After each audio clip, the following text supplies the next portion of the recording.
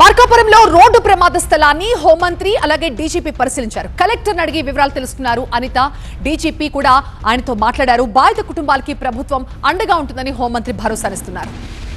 మార్కాపురం జిల్లా రాయవరం దగ్గర జరిగినటువంటి ఘోర రోడ్డు ప్రమాద సంఘటనా స్థలాన్ని రాష్ట్ర రవాణా శాఖ మంత్రి రాంప్రసాద్ రెడ్డి సందర్శించారు. అలాగే మృతుల కుటుంబాలను కూడా అక్కడ హాస్పిటల్ చికిత్స పొందుతున్న వారి దగ్గరికి కూడా వెళ్ళి పరామర్శించడం జరిగింది. మరోవైపున ఈ ఘటన ఎలా చూస్తారనేది ఆయన అడిగి తెలుసుకున్నాం. మీరు చెప్పండి సార్, ఈ ఘటన ఎలా చూస్తారు? అంటే స్టేజ్ క్యారియర్లుగా వీళ్ళు నడుపుతున్నారు, వాస్తవానికి కాంట్రాక్ట్ క్యారియర్లుగా నడపాలి. కానీ ఇది ఇప్పుడు నుంచి అంటే ఈ ప్రభుత్వాన్ని కాదు, ఏ ప్రభుత్వం వచ్చినా కానీ ఇదే పరిస్థితి నడుస్తుంటుంది. ప్రైవేట్ ట్రావెల్స్ వాళ్ళు మాఫియాలాగా మారిపోయి ఈ విధంగా చేస్తున్న ఆరోపణలు ఇప్పటి నుంచే ఉన్నాయి. ఇప్పటి నుంచి అయినా సరే దీనిపైన చర్యలు తీసుకునే అవకాశం ఉంటుందా? మొట్టమొదటిగా ప్రమాదంలో మరణించి కుటుంబాలకు రాష్ట్ర ప్రభుత్వం ద్వారా ప్రగాఢ సానుభూతిని తెలియజేసుకుంటున్నా. అలాగే ఆ కుటుంబాలకు ఈ ప్రభుత్వం అండదండగా ఉంటుందని తెలియజేసుకుంటున్నా. ముఖ్యంగా ప్రమాదం జరిగిన కారణాలు అన్వేషిస్తున్నాం.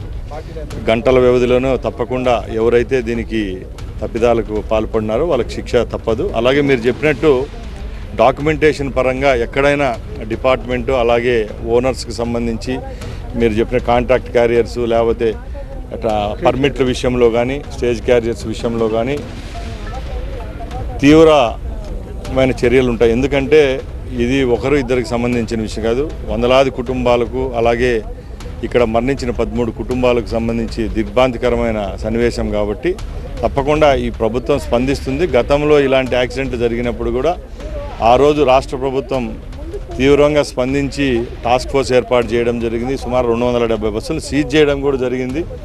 డాక్యుమెంటేషన్ విషయంలో బస్సుల యొక్క ఫిట్నెస్ విషయంలో ఎక్కడ రాజీ పడే ప్రసక్తే ఉండదు. ఈ ప్రమాదానికి గురైనటువంటి ఈ బస్సు గతంలో కూడా ఒకేసారి ఫిట్నెస్ బాగలేదని చెప్పి దానిపైన 36,000 జరిమానా విధించిన ఇది కూడా కేసు కూడా ఉందని చెప్తున్నారు. ఇది నిజమేనా?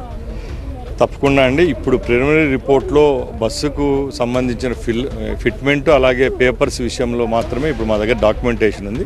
1-2 అవర్స్లో తప్పకుండా ఈ బస్సు యొక్క పూర్వపరాలు మీ దృష్టికి తీసుకొని వస్తాం. ఈ మృతదేహాలు అయితే పూర్తిగా కాలిపోయిన పరిస్థితిలో ఉన్నాయి. వీళ్ళని ఎలా గుర్తిస్తారు?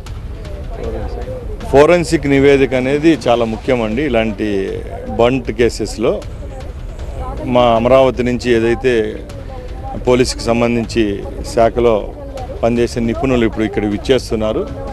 రేపు మధ్యాహ్నం కల్లా అంతా కంప్లీట్ చేసుకొని ఎవరి బాడీలు వాళ్ళకు ప్రభుత్వ లాంఛనాలతో వాళ్ళ కుటుంబాలకు అందజేసి వాళ్ళ ఇంటికి చేర్చే చర్యలు తీసుకోమని గౌరవ ముఖ్యమంత్రి గారు కూడా ఆదేశాలు ఇవ్వడం జరిగింది. మృతుల కుటుంబాలకు ఏమైనా ఎక్స్‌గ్రేషియా ప్రకటించారా? తప్పకుండా ఉంటుందండి. ఈరోజు క్యాబినెట్ మీటింగ్ కూడా ఉందని డెసిషన్ తీసుకొని అనౌన్స్ చేస్తారు.